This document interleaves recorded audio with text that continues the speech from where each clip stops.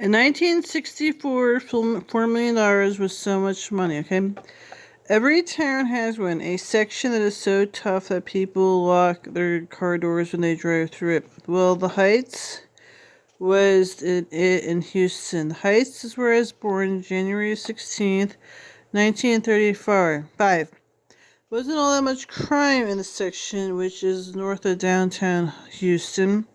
Houston itself wasn't much more than a cow town itself in those days.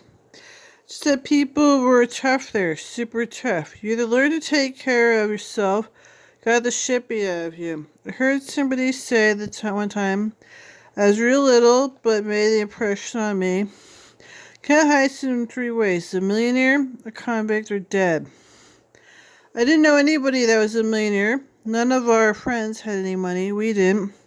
Had a frame two room bungalow. That's what they call it those days. Plenty of food and clean clothes to wear that was mostly new. And I knew by the time I was 3 years old that I wouldn't be a convict or dead, so I planned on being a millionaire. Some kids plan early. Heights was made up of small, mostly neat homes like ours, where middle-class people live. They fenced in their backyards with hurricane fence and planted zoys of grass, and most of the had big plaster pedestals in their front yards and mirrored balls resting on them.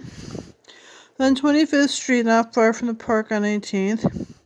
It's quite sort of time when people actually went to parks. They packed up cane baskets and fried chicken and sandwiches and potato salad. Had to have potato salad. And iced tea, and they went to the park.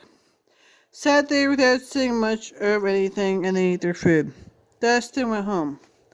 By then it was cooler because the electric fans in the window unit, air conditioners if you're lucky enough to have them, finally made the houses fit to live in again. Still a lot of time in the park. Corner of Ashland and 19th was the Heights, the theater where we spent Saturday afternoons. Show cost a dime. Most of the time was on Gene Autry or Roy Rogers' cowboy movie. See, kids in Texas watch cowboy movies too. After the show, we'd go across the street to Ms. Bender's Hamburger. Today they call it Super Colossal or something like that. They do television commercials, newspaper ads, and everything. For now, we get a hamburger, and that was so big you couldn't eat it all. For 20 cents, we could entertain ourselves all day Saturday. It's a good childhood, very American. And as cornball as it comes to sound, I got to say it. There's no drugs or booze or stealing. You wouldn't have dared to do any of those things anyway, for the simplest reason that all knew our fathers would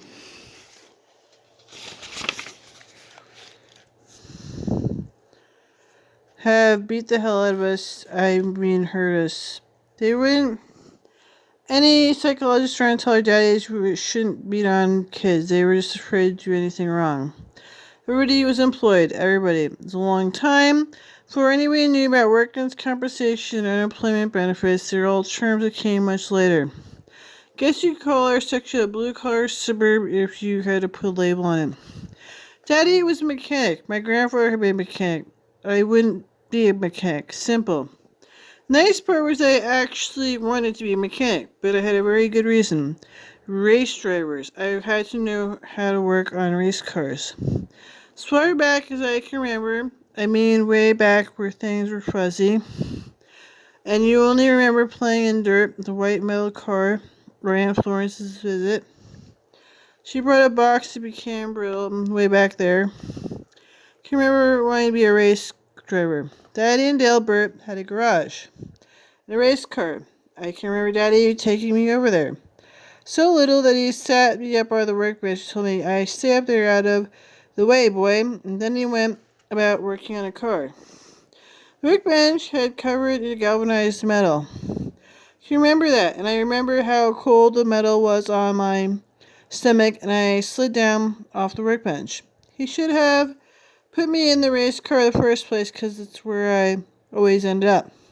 Guess he must have figured that getting off the workbench would give me something to do. It wasn't easy for a 3-year-old kid to get down off a workbench. It took time.